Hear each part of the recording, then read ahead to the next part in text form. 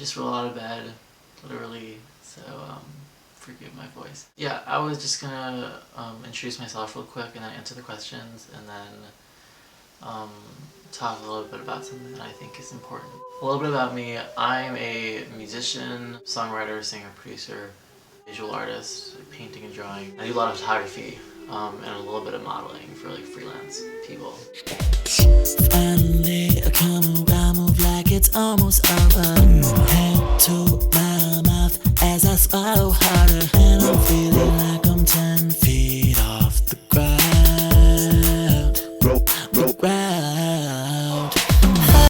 On my YouTube channel, LucienDante, post a lot of music. I used to post a lot of vlogs. I'm going to start doing that more because I'm going to Germany, hopefully. It's mostly music with a little bit of advice channel, topic channel. It's me. Anyways, so yeah, if you want to go check out that, links are below. So first I want to say thank you to Daniel, because when I first was asked to do Thursday, I was asked to answer questions from the 5 previous videos, but some of the videos didn't have questions, so I was really confused because I'm really spacey. But you mapped it all out in your videos, so I'm just gonna answer what you answered. Starting with Daniel. Goals.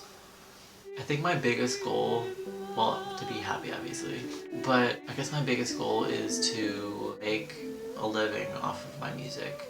I love to go on tour. I'd love to be able to produce a CD. Yeah, that's my goal. I'm not sure when it's gonna happen, but hopefully in the next few years. And also find a boy. Simon asked, if you could go anywhere, where would you go? Nick didn't really ask a question in his video, but contrary to what most people say, I think it's one of the most important times of your life. It's when your brain and your body are most developing. The things that you take in, the things that you think about, everything that you're surrounded by is going to be absorbed by you so much, and it's really going to affect who you are later on in your life.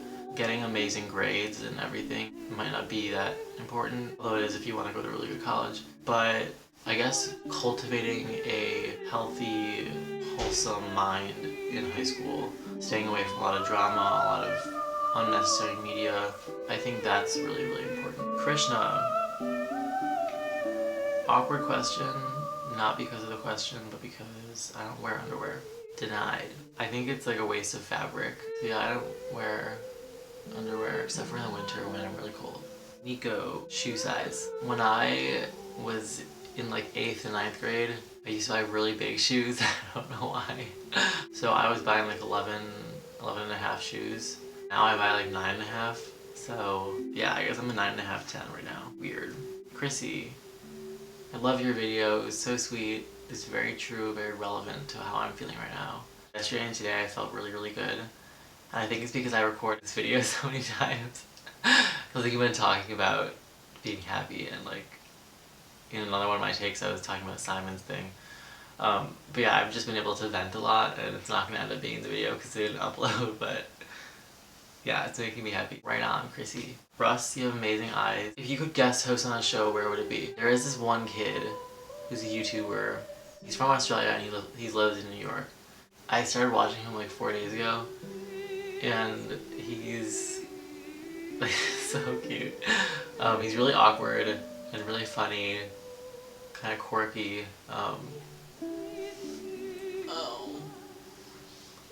But I basically am obsessed with him, and I don't remember his name.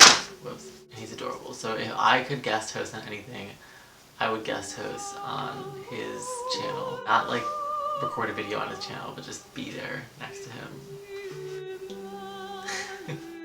I guess my little thing to add to this channel is a little method of self-discovery, I guess. Within the past few weeks I've gotten really sick. I'm getting a lot better now, but I had strep throat and like a lot of other like body. Two of my ribs were popped out, or 3 actually.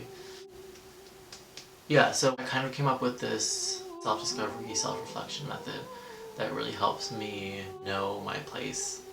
Because I've been feeling kind of lost lately, really lost. Not really knowing who I am, not really knowing what I'm supposed to be doing, where I am. And I feel like a lot of people are at the same spot. I feel like Simon and Daniel are experiencing a little bit the same thing. It's basically what you do. You find a mirror in your house in a quiet place. Look in the mirror for like 10 minutes and just look into your eyes and just like feel what's around you, feel what's inside you. Be open to the thoughts that come in. Don't hold on to them. Let them come in and kind of tickle them and let them come out. So do that, and then 10 minutes later, or however long you feel necessary, it should be kind of like an uncomfortable long amount of time. You look at yourself and put your hand over your heart, your chest.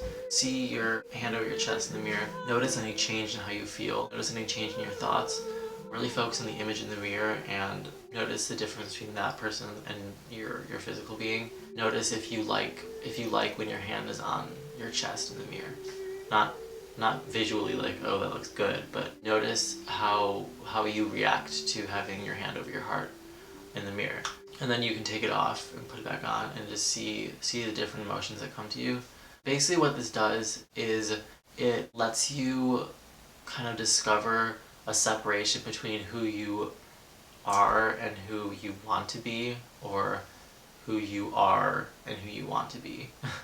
And what I found is that when I put my hand over my heart and looked in the image, I felt uncomfortable at first. I was like, I don't want that person protecting this soft, fragile area of my body. And it's because I don't necessarily like what I'm doing right now. I'm not happy with my life right now.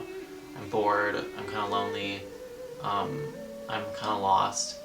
And then if you get to that point where you can actually feel that sensitivity, think about things that you do love, you want to be doing, that you want to be going, where you want to be going, and continue looking at yourself, and eventually you'll start to feel positive things about that person in the mirror holding your heart.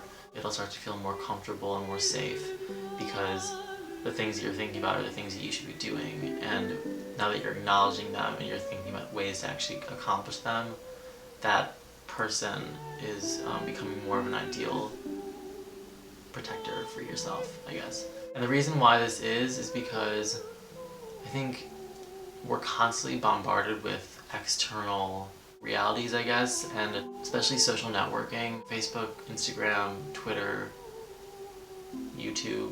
All these things, they kind of take us away from thinking about ourselves in an actual, real, important way. They're all about ourselves in one way, but they're all not about ourselves in another way, because they allow us to be distracted from who we really are. And I feel like so many people just forget or subconsciously deny themselves time to really, really sit down and just think about who they are, because it's dangerous. You get to understand what's really going on inside of you, and it might not be very positive, and some people don't want to admit that. A lot of people don't want to admit that. So I think this is a way to really sit down with yourself and discover yourself, and it's really, really healthy, and I thought that maybe you guys, everyone could benefit from that. My question for the week is, what was the most positive thing you've done in your life, and what brought you to accomplish that deed? Yeah. Thank you so much.